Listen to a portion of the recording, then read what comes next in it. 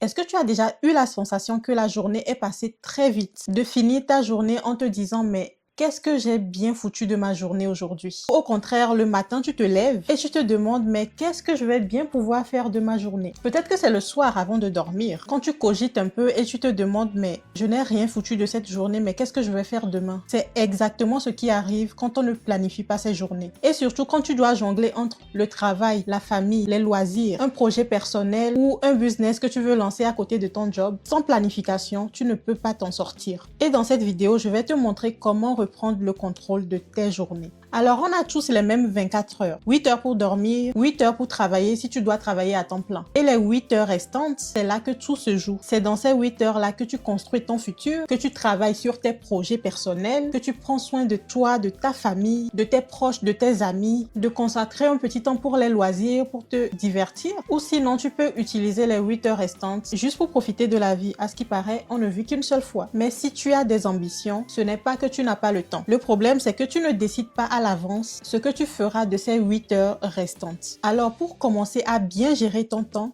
la première étape, c'est de commencer à planifier ta journée la veille. C'est à ce moment que tu décides les intentions pour ta journée. Et c'est simple, tu prends une feuille et tu écris toutes les intentions pour ta journée. Méditation, sport, prière, lire un livre. Quelles actions aimerais-tu qu'il soit accompli demain? Avant même de parler de tâches, d'organisation, de planification, demande-toi qu'est-ce que je dois faire de différent demain pour que je ressente que j'ai avancé sur quelque chose d'important. Si ton objectif c'est de travailler sur ton bien-être mental, que ferais-tu demain pour que à la fin de la journée, tu ressentes le sentiment que tu as réellement travaillé sur ton bien-être mental? Si tu veux perdre du poids, tu veux avoir un ventre plat, des abdos et consorts, bien que ça ne s'obtient pas en une journée, mais que ferais-tu la journée de demain pour l'obtenir? Tu veux lancer ton business? Ok, mais quelle action concrète tu ferais demain pour lancer ton business? Faut comprendre que si tu as des objectifs, ils ne vont pas se réaliser par magie. Ils se construisent pendant des jours, pendant des semaines, pendant des mois. Pour cela, il faut les découper en étapes et en sous-étapes. Ce sont ces sous-étapes-là que tu vas distribuer sur la semaine et sur les journées de la semaine. Je te conseille d'aller regarder cette vidéo où j'explique comment organiser les mois et les semaines. Faut savoir que quand tu planifies la veille, tu te réveilles avec une direction. Tu sais pourquoi tu te lèves, donc ça t'évite de traîner au lit encore 2 heures de plus après le réveil juste parce que tu as la flemme de sortir du lit. Ça m'arrivait souvent ça. Genre, je suis réveillée, je n'ai plus sommeil, mais je reste quand même au lit pendant je ne sais combien d'heures de plus, tout en me demandant mais qu'est-ce que je vais faire aujourd'hui?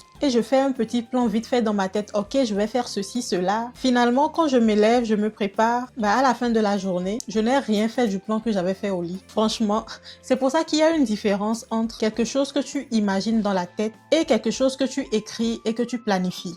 Quand tu ne planifies pas, tu vas aller dans tous les sens. Tu feras des choses qui n'étaient pas prévues que tu fasses. Donc la veille de la journée, écris tes intentions sur la journée de demain. Une fois que c'est fait, la deuxième étape, c'est de prioriser. Parce que tout n'a pas la même importance. Il y en a qui sont plus urgents que d'autres. Si tu essaies de tout faire en même temps, tu finis par ne rien faire correctement. C'est comme parfois tu as l'impression d'avoir une grosse journée, mais tu sais au fond de toi que tu n'as pas avancé. C'est pour ça qu'il faut prioriser. Donc pose-toi cette question simple. Quelles sont les 1 à 3 actions que si je fais, ma journée sera réussie? Ça peut être une action pour ton bien-être, une action pour ton travail ou ton business, une action pour ton développement personnel. C'est par ça que tu commences avant d'arriver aux autres tâches. Quand tu hiérarchises, tu arrêtes de courir un peu partout. Et même si la journée déborde, tu sais que le plus important a été fait. Une fois que la priorisation a été faite, on peut à présent planifier réellement. Et c'est ça la troisième étape, la planification. On pouvait s'arrêter là, lister les intentions, les prioriser. C'est déjà un bon début. Au moins, on sait ce qu'il faut faire demain. Sauf que tu as une vie très complète. Tu n'as pas que ça à faire. Parce qu'il y a beaucoup d'autres choses qui rentrent en jeu. Il y a des choses qui sont déjà bien définies comme le temps de sommeil, le travail, les enfants pour ceux qui ont des enfants, la famille. Donc c'est ça, il te faut des heures bien spécifiques. Je te donne un exemple. Tu as planifié faire quelque chose demain, comme aller au sport par exemple. Juste demain, pas d'heure définie, pas de durée précise. Ce qui est sûr, ce n'est pas dans les heures de travail que tu vas planifier ton sport.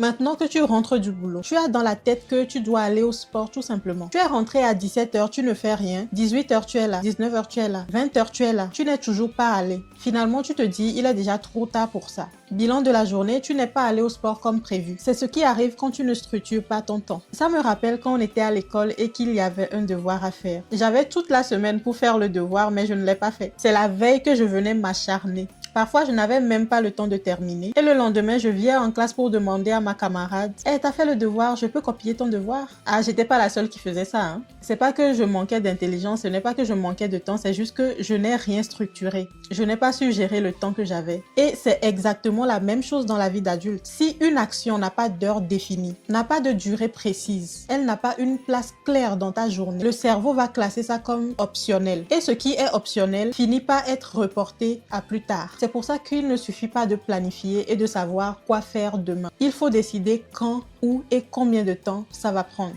Et la méthode efficace pour y arriver, c'est le time blocking. En réalité, quand tu commences quelque chose, tu ne sais pas combien de temps ça va te prendre pour terminer cette action. Un peu comme faire le ménage chez toi, tu estimes que ça va te prendre 20 minutes, sauf qu'au final, ça te prend 10 minutes, ou au contraire, ça finit par te prendre 1 heure de temps. Donc c'est ça, ça peut être compliqué de définir une durée exacte pour une action. C'est là que la méthode du time blocking intervient. Elle consiste à diviser la journée en des blocs de temps dédiés à des activités spécifiques. Si je prends la création de contenu que je fais par exemple, j'ai l'étape du script, l'étape du tournage, l'étape du montage et de la publication. Vu que je ne peux pas estimer exactement combien de temps ça va me prendre, naturellement, je vais avoir tendance à faire ok, 19h à 19h15, je vais faire le script, 19h15 à 19h30, je vais filmer, de 30 à 45, je vais monter. Sauf que ça ne fonctionne pas parce que parfois ça prend plus de temps que prévu. Mais avec la méthode du time blocking, je vais juste dédier un bloc de temps pour mon activité de création de contenu. Ça veut dire que je vais bloquer un temps, par exemple 19h à 20h pour travailler sur la création de contenu. Si entre 19h et 20h, j'ai seulement eu le temps de faire le script et de tourner la vidéo, ça veut dire que le reste, je le ferai sur un autre bloc de temps. Ça peut être le lendemain ou une autre journée de la semaine. Si par exemple tu veux lancer un business et que tu dois faire un business plan, bloque-toi 1 heure de la journée que tu dédies uniquement à ça. Tu ne le finiras sûrement pas en 1 heure, mais tu vas continuer le reste sur un autre bloc de temps que tu auras dédié dans la semaine. Mais regarde, ce n'est pas si simple. Sinon, personne n'aurait de problème de productivité, y compris moi-même qui vous parle. Tu vois, je lis un livre, je suis dedans concentrée, et puis il y a ce petit truc, cette envie, cette démangeaison presque automatique de prendre le téléphone. Je regarde juste l'heure, juste une notification, juste 2 secondes, et ces 2 secondes deviennent 5 minutes, puis 10, puis 20. Et le problème, ce n'est pas la distraction en elle-même. Le vrai problème, c'est qu'une fois que tu es sorti de ta tâche, le cerveau ne revient pas instantanément dedans. Il lui faut du temps pour se reconcentrer à nouveau et pour retrouver le fil. Et ça peut prendre parfois 5 minutes, parfois 10, parfois beaucoup plus. Il y a une étude développée par Sun Carson qui mentionne que le temps pour retrouver la concentration sur une tâche complexe après une interruption ou une distraction, c'est de 23 minutes à 25 minutes. Et donc, à force de couper ton attention, tu passes ta journée occupée, mais sans réellement être productive. Tu avances, mais très lentement. Et c'est là que beaucoup de personnes se découragent. Elles se disent « je manque de discipline, je ne suis pas constante, je n'y arrive pas ».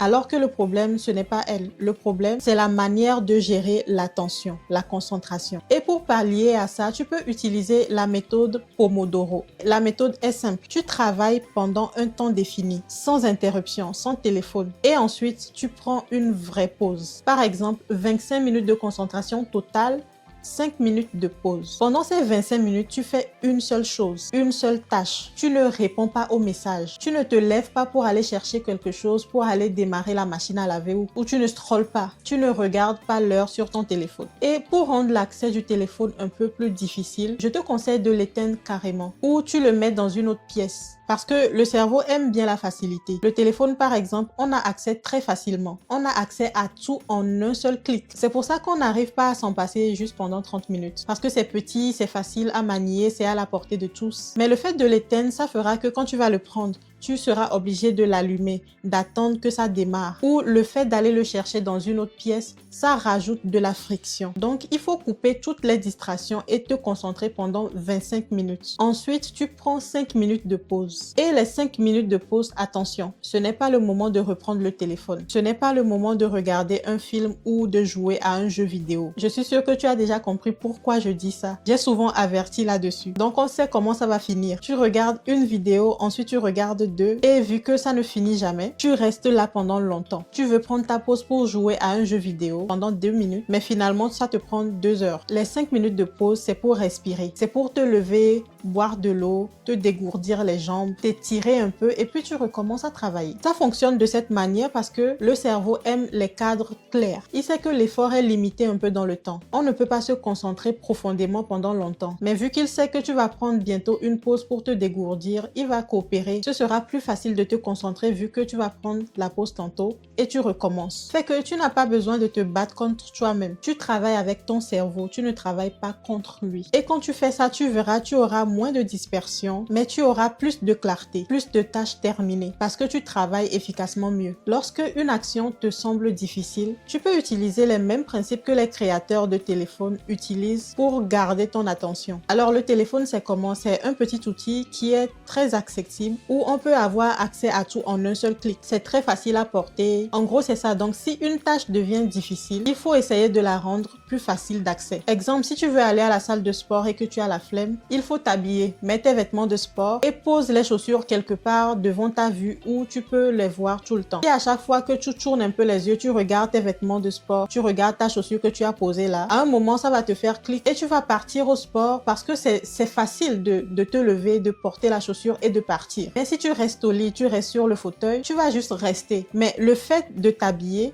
le fait de mettre la chaussure devant toi, devant ton regard, ça rend l'action plus facile à faire. Si tu veux prendre l'habitude de lire avant de dormir, mets le livre en évidence sur ton oreiller. Si tu le mets dans le tiroir, tu ne seras pas motivé. Le fait de le laisser sur ton oreiller fera que quand tu viens au lit, ce sera la première chose que tu vas faire. C'est juste sur l'oreiller, tu as juste besoin de l'ouvrir tout simplement. Moi, je sais qu'à un moment là, j'adorais les jus, n'importe lequel, jus d'orange, jus d'ananas, sauf que dans ça, il y a du sucre rajouté. Et moi, c'est pas genre, je vais boire un petit verre. Non, je finis la bouteille. C'est trop bon, mais ce n'est pas bon pour la santé. Pour réduire ma consommation de sucre, j'ai fait le choix. C'est que je n'achète plus. Si j'achète, à chaque fois que je vais ouvrir le frigo, je serai tentée de boire. Donc, c'est plus facile pour moi de m'abstenir étant donné que je ne l'ai plus sous mes yeux. Donc, c'est ça. Il faut rendre tes tâches faciles. Ensuite, utilise la méthode Pomodoro pour te concentrer et avancer dans tes tâches. Quand tu fais ça, tu verras que ta confiance en toi augmente. Tu te sens fier d'avoir progressé. Et surtout, tu actives la dopamine qui est l'hormone de la motivation. Donc, tu entraînes ton cerveau à aimer le progrès. Et le soir, tu vas te surprendre à te dire, mais j'ai fait tout ça aujourd'hui et cette sensation-là, ça te donne envie de recommencer demain, puis après-demain et ainsi de suite. Et c'est comme ça que la discipline se construit. Pas dans la douleur, mais dans la progression consciente. Nous voilà arrivés à la fin de cette vidéo. Je te remercie d'avoir regardé jusqu'à maintenant. Si ça t'a aidé et que tu veux me soutenir un peu plus, n'hésite pas à cliquer sur le bouton s'abonner et à liker la vidéo. Sur ce, on se dit à bientôt dans une nouvelle vidéo.